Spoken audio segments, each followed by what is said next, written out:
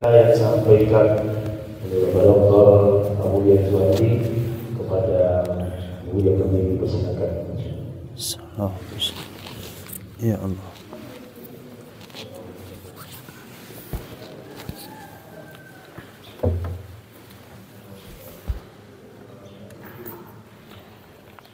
Bismillahirrahmanirrahim.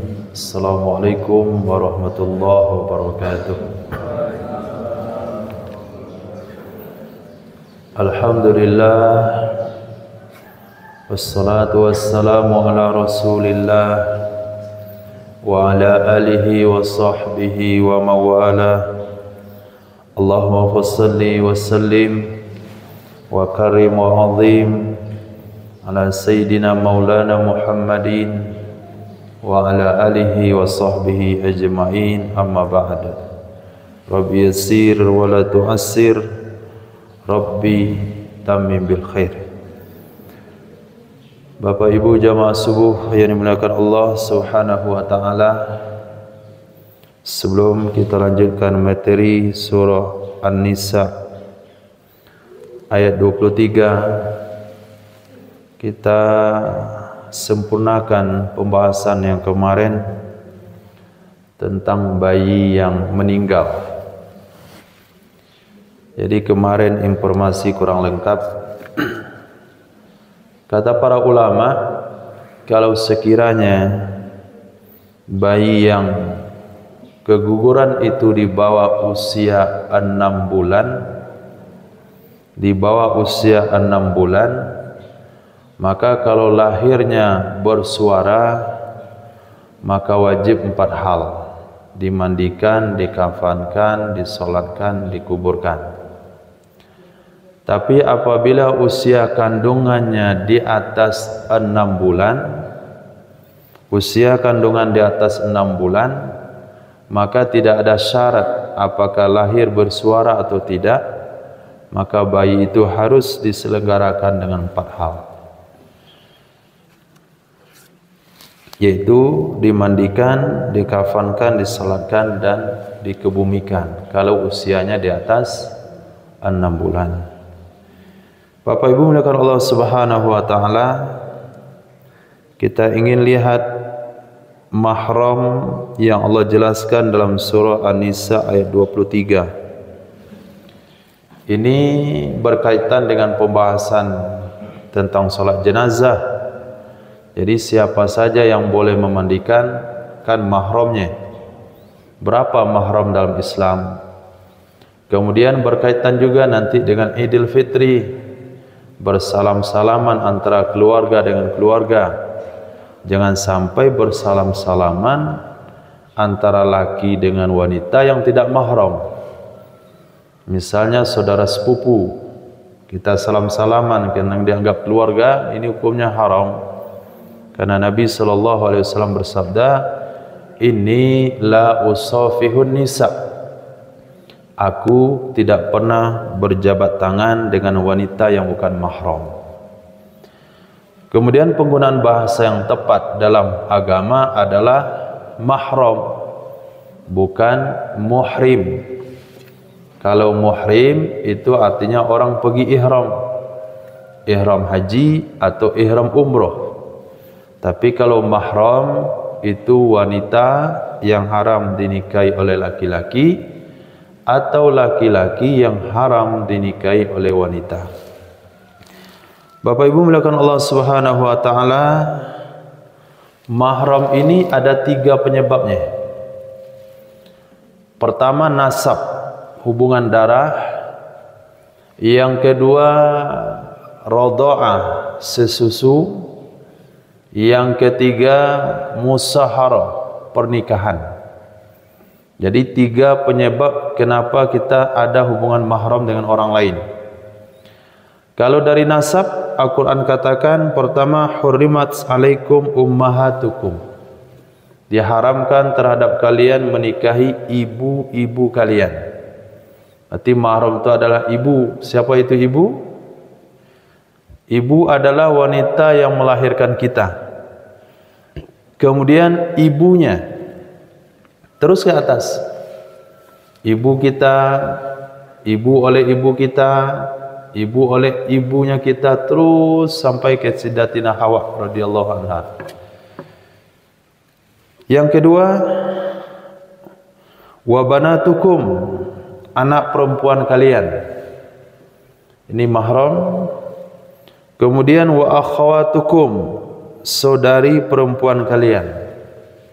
Nah, saudari perempuan baik seibu atau seayah atau seibu seayah. Ini mahram. Saudari perempuan seibu dengan kita, seayah dengan kita, seayah dan seibu, itu semuanya mahram. Kemudian ammatukum, saudari perempuan ayah. Saudari perempuan ayah itu hukumnya mahram, boleh salaman. Kalau boncengan, membonceng beliau juga boleh, berdua-duaan di mobil juga boleh. Kemudian khalatukum, saudari perempuan ibu. Kemudian banatul akhi, anak perempuan dari saudara laki-laki. Anak perempuan dari saudara laki-laki kita, keponakan. Wa banatul ukhti, dan anak perempuan dari saudari perempuan. Jadi ada 7 yang diharamkan dengan nasab, ibu termasuk nenek terus ke atas, anak perempuan termasuk cucu, cicit sampai ke bawah, kemudian saudari perempuan, seibu sebapak, seibu sebapak dan seibu saja, kemudian saudari perempuan ayah, saudari perempuan ibu, anak perempuan saudara laki-laki, anak perempuan dari saudari perempuan. Kemudian dalam Al-Quran yang kedua yaitu dari sisi sesusu. Dari sisi sesusu Al-Quran hanya sebutkan 2 saja. Ummahatukumul lati arda'nakum wa akhawatukum minar radha'ah. Ibu-ibu yang menyusui kalian dan saudari-saudari perempuan sesusu. Tapi setelah dijelaskan oleh hadis Nabi sallallahu alaihi wasallam, yahrumu birradha'ah ma yahrumu bin nasab. Haram dengan sebab susuan apa saja yang haram dengan sebab hubungan nasab. Kalau demikian penjelasan hadis Rasul sallallahu alaihi wasallam, maka mahram dengan sebab susu juga ada 7. Mahram dengan sebab susu juga ada 7. Yang pertama, ibu susu. Yang kedua, anak perempuan susu. Apa maksud anak perempuan susu? Seorang laki-laki tidak boleh menikah dengan wanita yang menyusu ke istrinya. Itu yang disebut anak perempuan susu.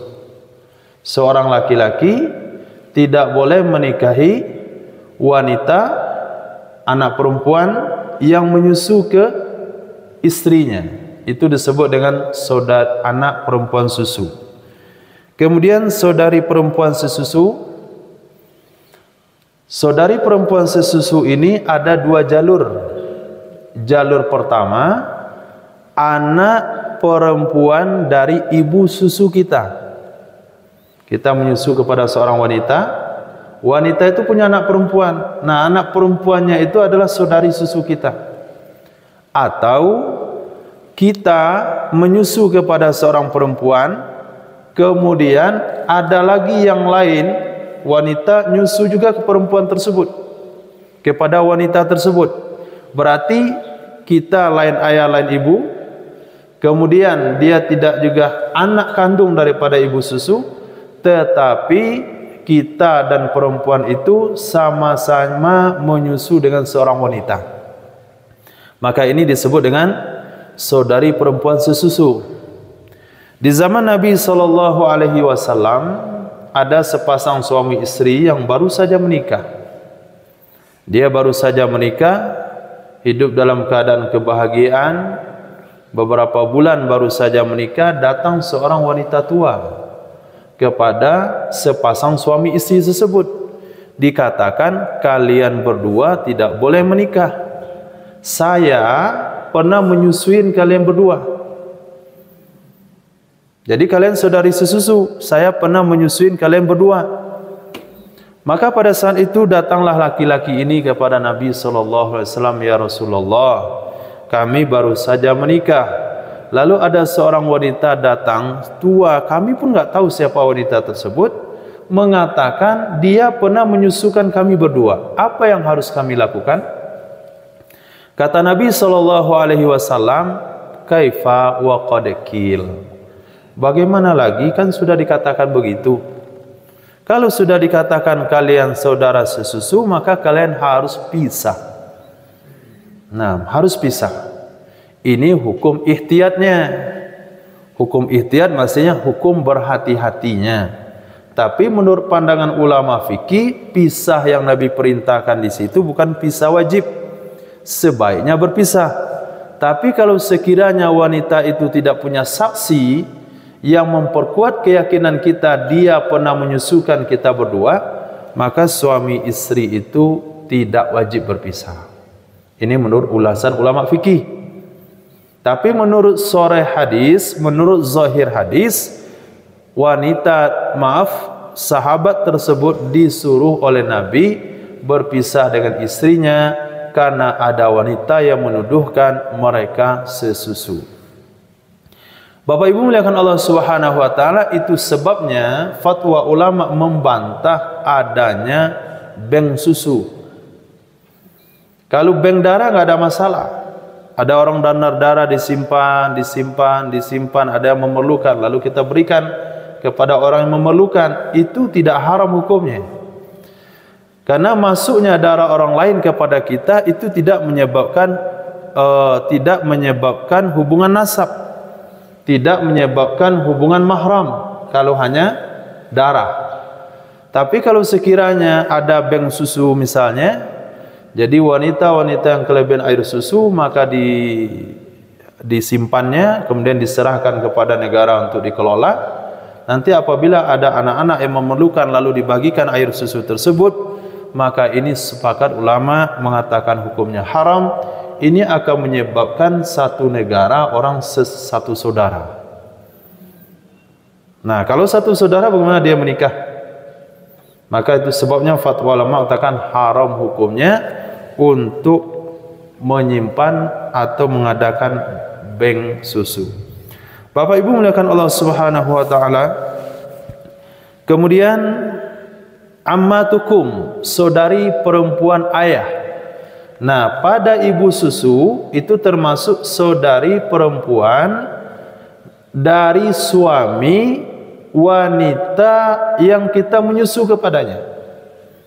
Bahasanya agak berbeli-beli. Nah, kita menyusu kepada seorang wanita, wanita itu punya suami, nah suami itu punya saudari perempuan. Nah, saudari perempuan dari suami ibu susu ini haram dinikahi oleh anak yang menyusu kepada perempuan tersebut. Itu disebut dengan ammah.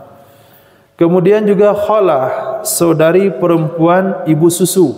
Itu jelas sekali. Kita menyusu kepada seorang wanita, maka adik dari wanita tersebut atau kakak dari wanita tersebut haram nikah dengan anak susunya. Kemudian banatul akhi, anak perempuan dari saudara laki-laki. Maksudnya apa? Kita dengan seorang laki-laki menyusu kepada seorang wanita, kemudian saudara sesusu kita ini punya anak wanita, maka kita nggak boleh nikah sama anaknya. Begitu juga kalau saudari perempuan, saudara susu kita itu perempuan, dia punya anak wanita, maka kita tidak boleh menikah dengan anak wanita dari wanita yang sama-sama menyusu dengan seorang wanita. Allahu Akbar. Bisa dipahami kira-kira apa ini? Nah, hal ini terjadi kadang-kala tidak disadari. Kadang-kadang ibu-ibu muda dia baru-baru saja punya anak, jadi dia tukar-tukar anak. Nah, sambil nyantai-nyantai sore, coba susuin anak saya. Nah, ini kalau sekali nggak ada masalah. Tapi kalau sempat 5 kali, ini anak sudah menjadi saudari sesusu. Nah, maka ini harus kita katakan kepada mereka supaya mereka nanti tidak menikah. Karena efeknya bukan hanya mereka saja, tapi sampai kepada keturunan mereka itu tidak boleh ada hubungan pernikahan. Jadi itu maksud hadis Nabi sallallahu alaihi wasallam, yahrumu bin nasabi yahrumu bir radai ma yahrumu bin nasabi. Haram dengan sebab hubungan susu apa saja yang haram dengan sebab hubungan nasab. Jadi 7 orang yang haram dengan sebab nasab, 7 juga orang yang haram dengan sebab susu. Yang ketiga, Bapak Ibu yang dimuliakan Allah, yaitu haram dengan sebab pernikahan. Dan di sini Allah katakan ummahatu nisaikum, ibu dari istri kita, ibu dari istri, ibu mertua. Ini walaupun kita sudah cerai sama istri atau istri meninggal dunia, maka sang suami tetap mahram dengan ibu mertuanya. Jadi tidak ada bahasa mantan mertua. Nah, tidak ada bahasa mantan mertua. Kalau mantan istri ada, tapi mantan mertua nggak ada. Apa maksudnya nggak ada mantan mertua? Kalau ketemu di jalan dia salaman, walaupun dah cerai sama istrinya, tidak batal wudunya. Kalau sekiranya wanita itu nanti meninggal dunia dan tidak ada yang bisa memandikannya, tidak ada mahram yang bisa memandikannya, maka akan dicarilah menantunya ini. Dicari menantunya untuk memandikan mertuanya. Saya sudah cerai sama anaknya. Kamu cerai sama anaknya, bukan sama ibu mertua. Saya ibu mertua itu mahram abadi selama-lamanya. Kemudian Bapak Ibu yang muliakan Allah, itu ummahatun nisaikum. Kemudian roba ibukumul lati fi hujurikum min nisaikum allati dakhaltum bihinna. Anak-anak tiri yang kalian sudah bergaul berhubungan sama ibunya. Apabila seseorang menikah dengan seorang wanita, kemudian diceraikan sebelum digauli, lalu nikah sama anaknya, anak wanita tersebut, hukumnya enggak haram. Tapi apabila dia menikah dengan seorang wanita dan dia sudah bergaul dengan wanita tersebut, maka anak perempuan dari wanita tersebut adalah mahram bagi laki-laki tersebut. Itu adalah anak istri atau anak tiri. Jadi anak tiri dengan bapak tiri hukumnya mahram, dan mahramnya juga abadi. Mahramnya juga selama-lamanya.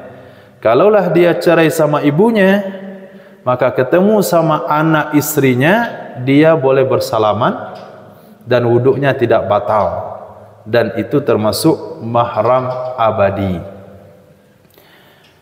Kemudian Allah katakan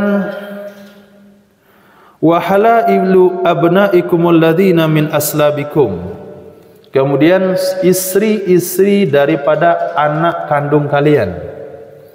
Istri dari anak kandung, maksudnya menantu. Maka menantu pun itu haram muabbad.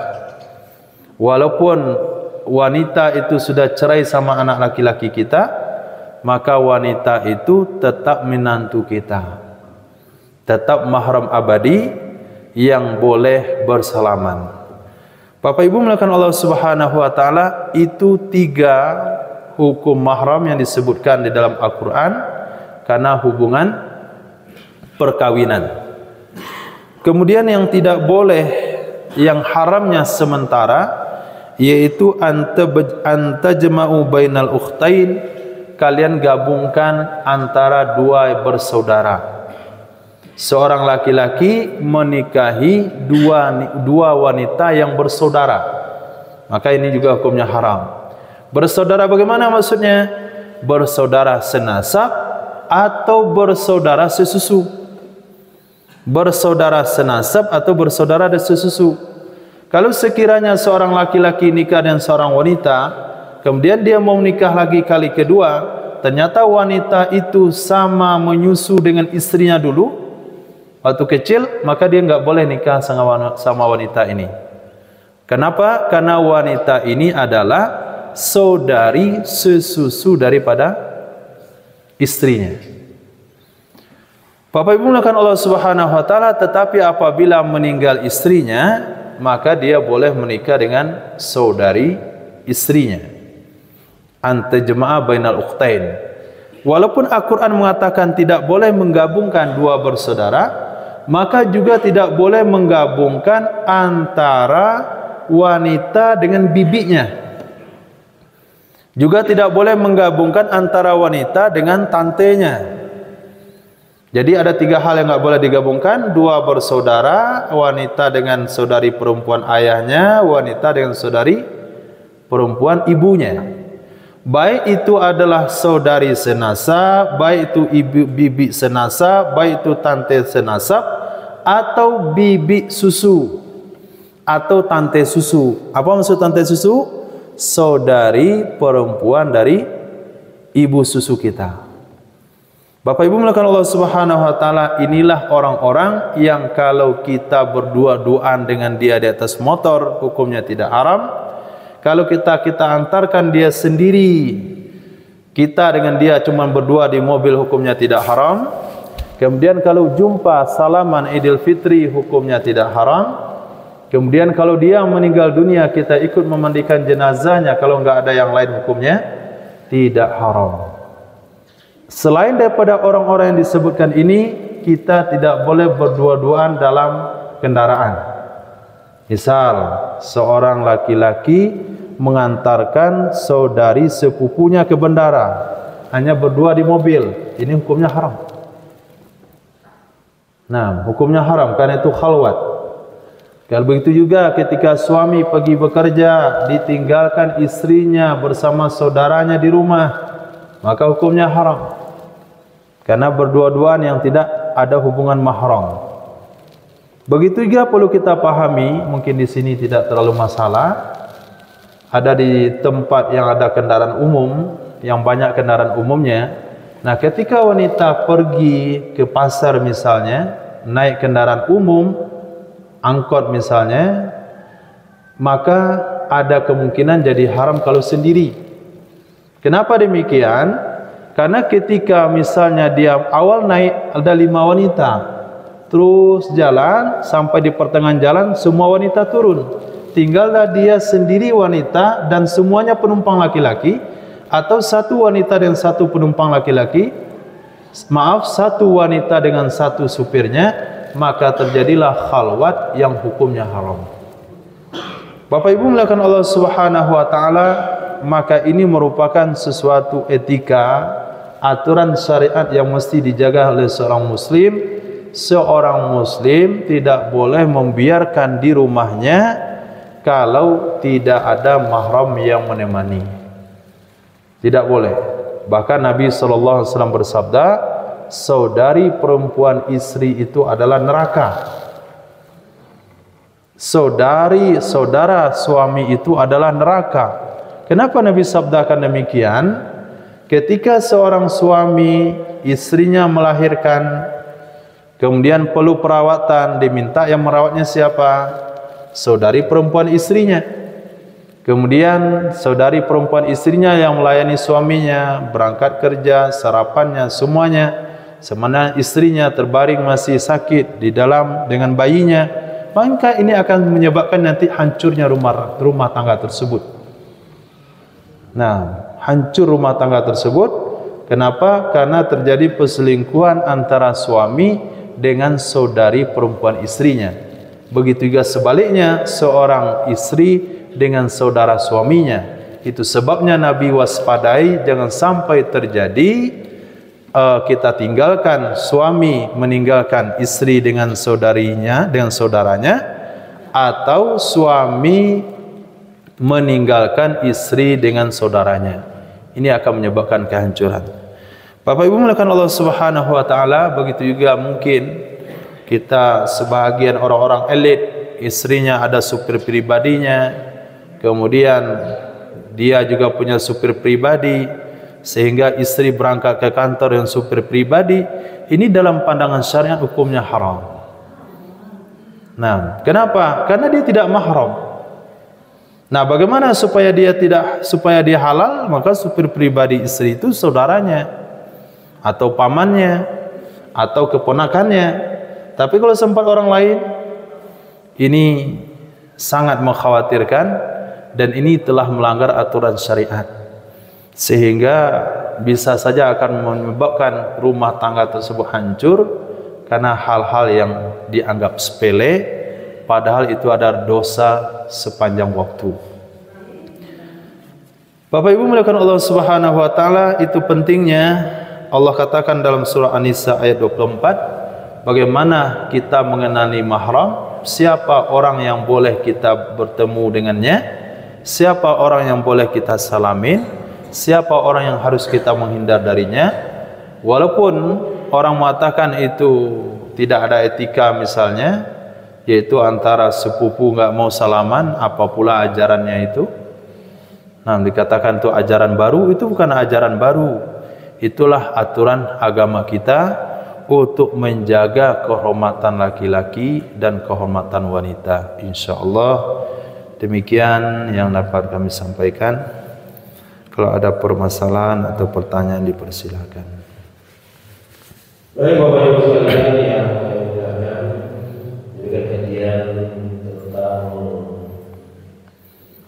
berumah tangga, perkawinan, mungkin pencapaian ada yang mungkin masih sama-sama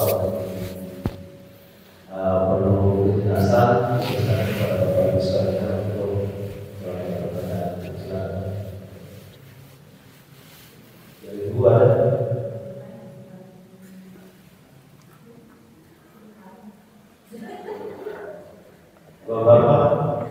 Insyaallah.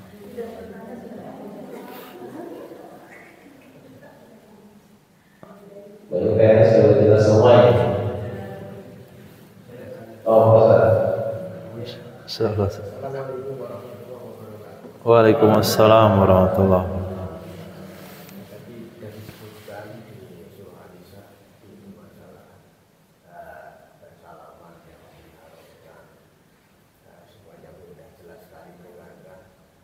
Kadang yang sering terjadi begini ya, yang sering terjadi itu orang yaitu menganggap kayak sudah keluarga begitu, itu berjabat tangan, menganggap sudah kayak keluarga. Saya pun mengalami seperti itu. Contoh saya itu yang saya alami waktu saya dulu di musola itu mungkin kayak sudah menganggap keluarga sekali beliau. Jadi kita itu serba tidak mau berjabat tangan begitu, tapi orang itu menyalami duluan. Mungkin saya pun juga menganggap keluarga dan kita juga tidak keluarga. Iya. Itu bagaimana? Itu kita juga serba salah. Itu apakah kita dosa apa tidak? Tapi untuk di secara syahwat ya, secara nafsu itu tidak ada sama sekali yang bahwa itu adalah wah beliau sudah menganggap kita keluarga jadi berjabat tangan. Jadi begitu.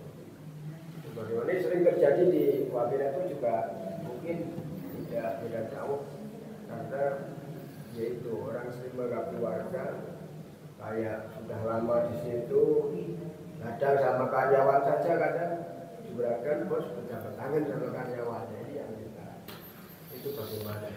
Allah, Masya Allah. Jadi bersalaman dengan syahwat itu tidak menjadi syarat haram atau tidak haram.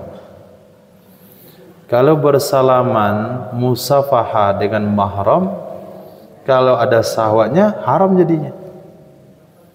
Dia salaman sama ibunya, syahwatnya misalnya, maka jadi haram. Salaman sama saudari perempuannya sendiri, ada syahwat, hukumnya haram. Jadi masalah halal haram itu tidak dipengaruhi oleh syahwat atau tidak. Jadi dengan seorang wanita tua sekalipun, kata Nabi, itu tidak boleh bermusafaha walaupun tidak ada syahwat kalau tidak masuk kategori mahram. Ya memang ini berat untuk diterapkan karena tidak semua orang mengenal hukum.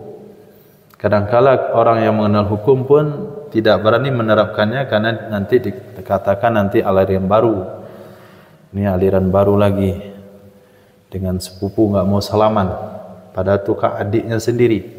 Coba bayangkan kalau sekiranya dia adalah laki-laki yang berusia 30 tahun, saudari sepupunya itu cuma 15. Kalau orang katakan tuh adiknya, tolong antarkan adikmu ke sekolah. Oh pak, nggak mahram. Nggak mahram bagaimana kan tuh sepupu adik kamu sendiri. Apalagi di Minang, apabila ibunya adik kakak itu udah dekat sekali. Nah ini yang perlu kita sampaikan, perlu kita cari jalan. Kalau kita nggak berani menyampaikan, kita cari jalan. Mungkin ya kan, mohon maaf saya berwudu atau saya jaga wudu. Ini awal kali dulu pernah kejadian ketika kita baca masalah seperti ini, kita pulang kampung. Jadi saudari ibu, saudari ayah kan mahram. Tapi kalau sepupu ayah itu tidak mahram. Sepupu ayah, sepupu ibu itu tidak mahram. Tapi di kampung asal satu suku itu udah mahram semuanya. Kalau nggak masalaman itu bahaya, dikatakan aliran sesat. Apalagi kalau dia pakai gamis, ini aliran baru lagi. Jadi dengan cara kita beralasan, kita berwudu, kadang-kadang alasan itu nggak tepat juga. Ini jam 9 kok udah berwudu. Dia salamannya jam 9. Dia bilang wudu apalagi? Nanti kamu ulang lagi wudu. Ya saya bilang berwudu. Akhirnya karena itu sering terjadi setiap waktu, jadi terdengar informasi di masyarakat itu orang tua nggak mau salaman perempuan. Nah itu udah kesimpulannya. Jadi kita harus mulai dulu, sehingga ketika dia memberi hadiah, dikatakan ini hadiah saya nggak mau salaman katanya. Jadi perlu dimulai. Kalau kita tidak memulai, maka hukum tidak akan pernah terlaksana. Bapak Ibu muliakan Allah Subhanahu wa taala, prinsip lagi yang perlu kita terapkan di dalam diri kita adalah jangan sampai mencari ridho orang, mencari senangnya orang, kita mendapatkan murka Allah dan Rasulnya. Nggak ada masalah dibenci orang, nggak masalah dianggap asing oleh orang lain, asal Allah dan Rasulnya setuju dan ridho. Karena dalam sebuah hadis Nabi bersabda, siapa saja yang mencari ridho manusia dengan mengorbankan ridho Allah dan Rasulnya, satu saat Allah akan buat murka orang-orang itu kepadanya. Tapi apabila seseorang bertahan dengan ridho Allah dan Rasulnya, maka Allah akan merubah hati orang-orang yang membencinya mencintainya pada satu saat. Ini prinsip yang perlu kita tanamkan, karena kalau kita pulang ke akhirat itu nggak ada bahasa kasihan, nggak ada bahasa segan, yang ada adalah bahasa hukum. Kalau ada pelanggaran dan kita tahu, kita akan ditanya tentang hal tersebut. Jadi buatlah alasan bagaimana caranya supaya nggak jadi salaman. Nah, insyaallah Ustaz. Dari waktu terkait untuk perkawinan sepupu, ya juga yang disampaikan bahwa ketika kita menikah dengan sepupu kita yang masih dekat dengan hubungan nasab antara kedua orang tuanya, bahwa itu akan mempengaruhi faktor keturunannya. Kira-kira dari pandangan agama, apakah demikian itu? Terima kasih, jazakumullah khair.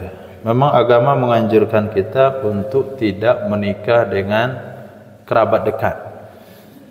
Kalau menikah dengan kerabat dekat, maka akan menyebabkan keturunannya lemah ingatan. Dalam sebuah pernyataan ulama mengatakan, hadisnya saya belum jumpa, mungkin pernah kebaca dan lupa.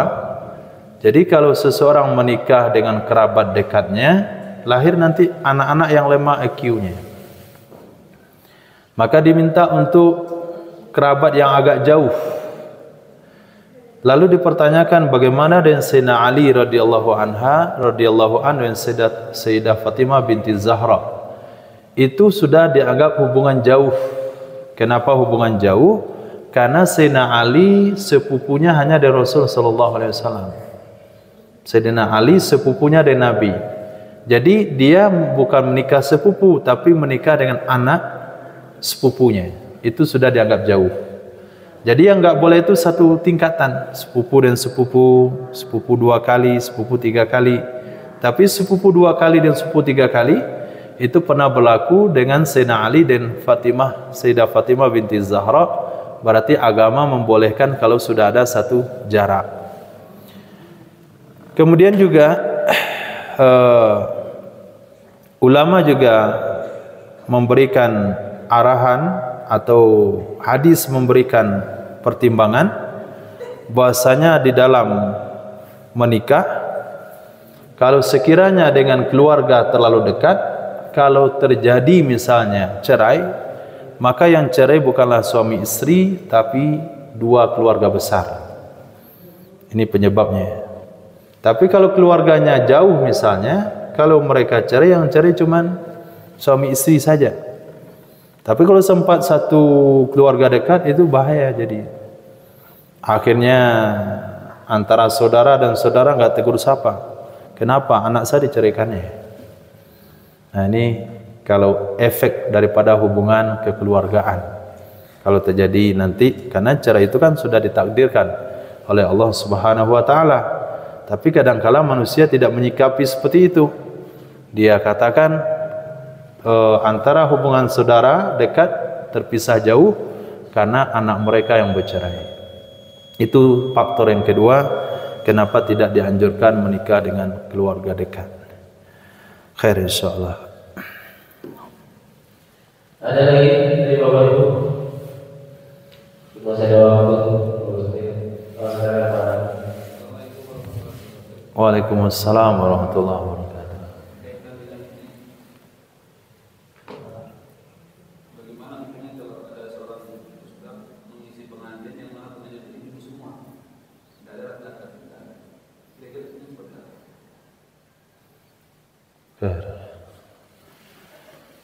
Jadi kalau seorang ustadz ngisi pengajian ibu-ibu semuanya, itu hukumnya boleh, tidak haram. Kenapa? Karena dia bukan berkhalwat. Karena dengan satu laki-laki dengan beberapa wanita.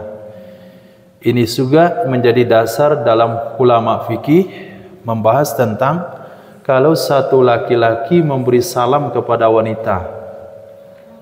Satu laki-laki memberi salam kepada sekelompok wanita, salam sunnah hukumnya dan wajib dijawab. Begitu juga satu wanita memberi salam kepada sekelompok laki-laki, salam sunnah hukumnya dan wajib dijawab. Tapi apabila satu laki-laki kepada satu wanita, maka salam hukumnya tidak wajib dijawab. Nah, kenapa? Dengan dalil ketika Nabi SAW selesai menyampaikan khutbah salat Id, Nabi pergi kepada jamaah wanita membawa Sayyidina Bilal bin Rabah. Jadi selesai salat Id dengan bapak-bapaknya sudah pulang, Nabi pergi ke jamaah wanita. Sesampai di jamaah wanita, Nabi menyampaikan motivasi kembali dengan bertekan di pundak Sayyidina Bilal bin Rabah radhiyallahu taala anhu. Di antara motivasi yang disampaikan oleh Nabi sallallahu alaihi wasallam, ra'aitu fil jannati wa ra'aitu aksara ahliha al-masakin. Aku sudah lihat ke surga yang paling banyak penduduknya adalah orang-orang miskin. Wa ra'aitu an-nara wa ra'aitu ahlaha aksaru ahliha an-nisa. Aku pergi berkunjung ke neraka yang saya lihat penghuninya banyak wanita. Maka seorang wanita mengatakan pada saat itu, ya Rasulullah, apa yang menyebabkan wanita masuk di neraka? Maka Nabi SAW bersabda, al-kufur, kafir. Kafir apa yang dimasukkan wahai Nabi? Kata Nabi, bukan kafir kepada Allah dan Rasulnya, tapi kafir kepada ashir, kafir pada suaminya. Apa yang masukkan kafir kepada suami? Mungkin suaminya setelah 30 tahun 25 tahun memberikan pelayanan yang baik, nafkah yang cukup, keperluan yang cukup, Tapi ketika suaminya usia tua, tidak lagi bisa memberikan pelayanan yang biasa, harta yang seperti biasa, dikatakan, saya tidak pernah melihat kebaikan pada dirimu. Nah, ini yang Nabi sebutkan dalam hadis tersebut. Jadi pada saat itu Nabi memberikan motivasi kepada wanita untuk memberikan sumbangan, memberikan sedekah dan infak. Pada saat itu para wanita melepaskan anting-antingnya, kemudian melemparkan kepada Sayyidina Bilal bin Rabah radhiyallahu taala anhu. Ada yang melepaskan gelangnya, ada yang melepaskan cincinnya. Jadi ibu-ibu boleh bawa perhiasan kalau sholat Id, kalau mau disumbangkan. Tapi kalau nggak mau jangan dibawa. Jadi ketika Sayyidina Bilal Sayyidina Rasul memberikan motivasi, jadi ibu-ibu melepaskan semuanya. Maka dari hadis tersebut ulama mengistimbat bahasanya satu orang atau dua orang, satu orang penceramah atau dua orang ditemani oleh dua orang memberikan pengajian kepada ibu-ibu, itu hukumnya boleh berdasarkan hadis tersebut. Pada saat itu tidak ada hijab. Nah, pada saat itu tidak ada hijab, dan juga hal ini berlaku di zaman tabi'in, ketika seorang laki-laki, dua orang, tiga orang datang ke rumah Sayyidatina Aisyah radhiyallahu taala bertanya bagaimana salat malam Nabi sallallahu alaihi wasallam. Ketika Sayyidah Aisyah memberitahukan kepada mereka bagaimana salat Nabi, maka tiga orang sahabat ini merasa kurang amal. Maka di antara mereka bersumpah tidak kawin, di antara mereka bersumpah untuk puasa setiap hari, di antara mereka bersumpah untuk salat sepanjang malam, enggak tidur-tidur. Hal ini sampai kepada Nabi sallallahu alaihi wasallam, lalu Nabi sabdakan, betulkah kalian berencana hal-hal yang seperti ini? Betul wahai Nabi.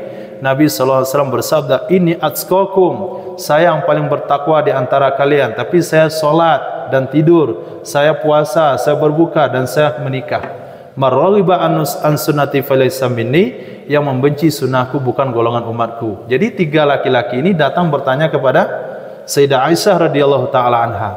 Begitu juga di zaman tabi'in, Imam Syafi'i rahimahullahu taala, itu di antara guru-guru beliau ada yang perempuan. Dan Nabi sendiri yang perintahkan umat ini belajar kepada Sayyidah Aisyah dengan hadis yang beliau berbunyi, khudhu nisfa dinakum min hadil humairah, ambillah setengah pengetahuan agama kalian dari wanita yang berkulit kemerah-merahan ini. Jadi beberapa hadis pengalaman ulama salafun saleh itu tidak ada masalah kalau seorang satu ustaz laki-laki memberikan materi kepada beberapa wanita, atau satu ustazah wanita memberikan materi kepada beberapa laki-laki. Mungkin kalau ustazahnya di balik hijab, tapi kalau satu ustaz laki-laki dengan hadis yang kita bacakan tadi itu tidak ada hijabnya. Bahkan di zaman Nabi sutra ini pun belum ada. Khair insyaallah.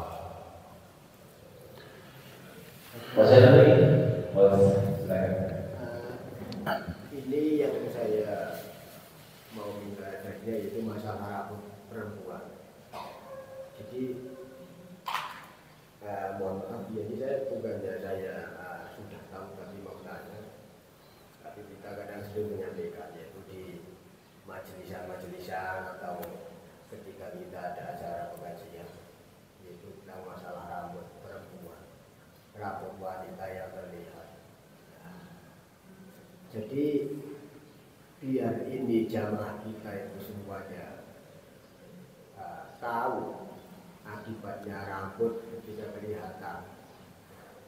Perempuan itu mungkin dijelaskan lagi lebih mantap, karena yang sering disampaikan para dai-dai di Wamena ini, jadi di majelisan disampaikan yaitu tahu, tapi ketika pulang dari pengajian itu lalu dibuka, bahkan kadang di status di apa. Nah ini yang bahwa dari itu dia minta penjelasannya biar jamaah kita itu lebih hati-hati lagi menyampaikan kepada khususnya yaitu istrinya. Jadi begitu. Ya, terima kasih. Terima kasih, jazakumullah khair. Jadi pentingnya bagi seorang wanita untuk menutup aurat, terutama rambut. Bapak Ibu muliakan Allah Subhanahu wa taala, menjadi sebuah perbandingan yang disampaikan oleh para ulama.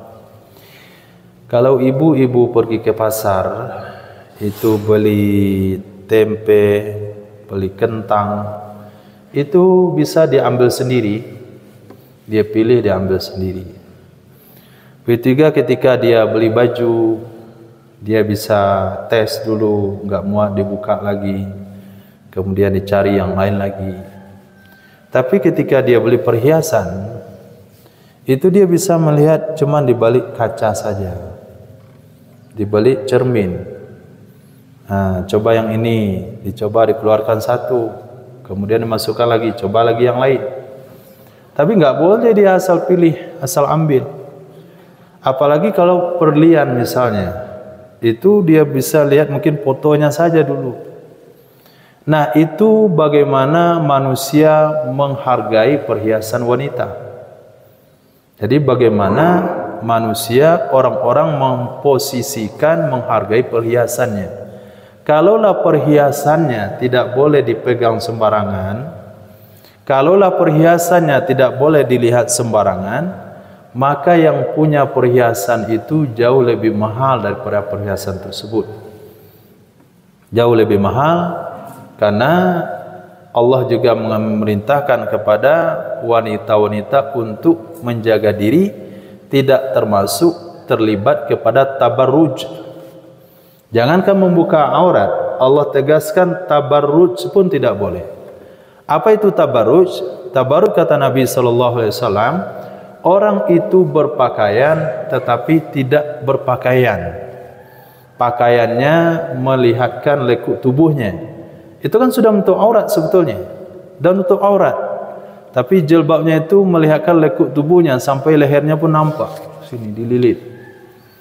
Nah, itu disebut menutup aurat tapi tabarruj. Jangan untuk tabarruj untuk meletakkan sanggulnya di atas saja, tuh nggak boleh. Di sanggul itu letakkan di bawah, nggak nampak. Maka Nabi katakan seperti punuk-punuk onta. Jadi kadangkala terjadi juga penyambungan rambut. Nah, penyambungan rambut, Nabi bersabda, la'anallahu al-wasili wal mustausil. Allah mengutuk orang yang menyambung rambut dan orang yang minta sambung rambut. Nah, menyambung rambut, minta sambung rambut ini kadangkala di dalam kehidupan muslimat, di kadang kehidupan ibu-ibu, apalagi ketika pesta, ini tidak terlalu mempedulikan. Yang sangat mirisnya kita lihat pada hari ini, kalau yang menikah anak ustadz sekalipun terlibat juga dengan perkara haram seperti itu, seperti menyambung alis mata. Nah, kasih alis mata palsu oleh tukang salonnya. Itu termasuk hal yang diharamkan. Atau memakai sanggul, itu kan menyambung rambut. Kecuali kalau sanggulnya itu dari rambutnya sendiri. Dulu waktu gadis rambutnya panjang lalu dipotong lalu dibuat sanggul, ditempelkan kembali. Itu juga nggak boleh di atas. Kalau di atas itu disebut dengan tabarruj. Tapi harus di bawah. Jadi jangankan untuk menutup aurat, jangankan untuk membuka aurat, untuk menonjolkan aurat yang tertutup pun hukumnya haram. Begitu juga ketika Sayyidina Abu Hurairah berpapasan dengan seorang wanita mau pergi solat ke masjid. Nabi Sayyidina Abu Hurairah tercium bau wangian dari wanita tersebut. Sayyidina Abu Hurairah berkata, apakah kamu pakai parfum? Iya, saya pakai parfum mau solat jamaah ke masjid.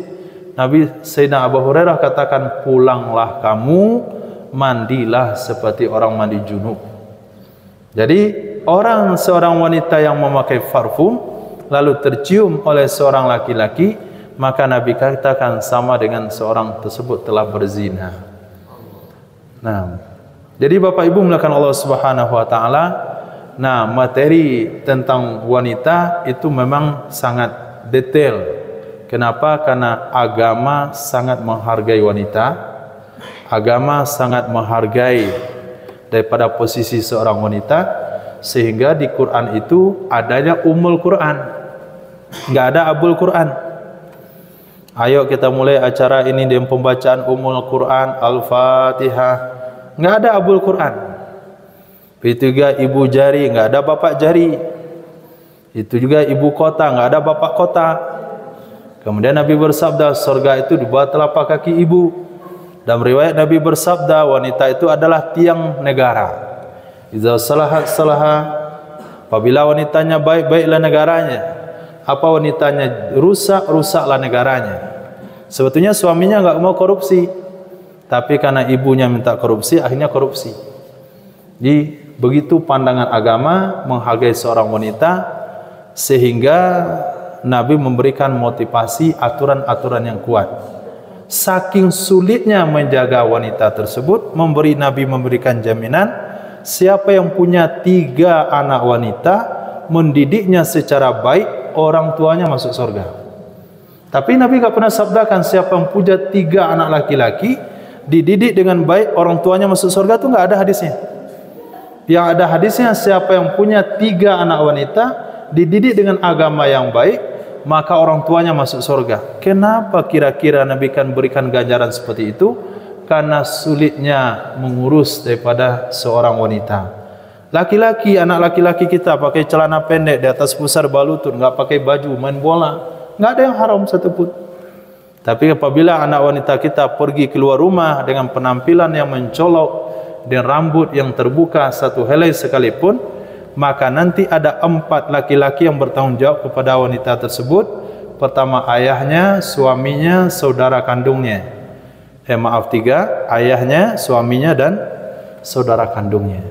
Bapak Ibu Allah Subhanahu wa taala, itu sebabnya Nabi memberikan motivasi yang kuat, karena saking berharganya.